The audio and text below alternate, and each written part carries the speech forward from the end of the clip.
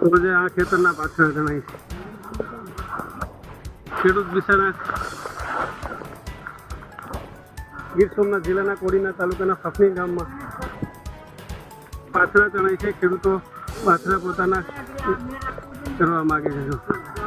ગીર સોમનાથ જિલ્લામાં અતિ ભારે 36 કલાકની અંદર 6 થી 7 ઇંચ વરસાદ પડવાથી પાથરાઓ તણાય છે. ગોઠણે ખેતરોમાં પાણી છે.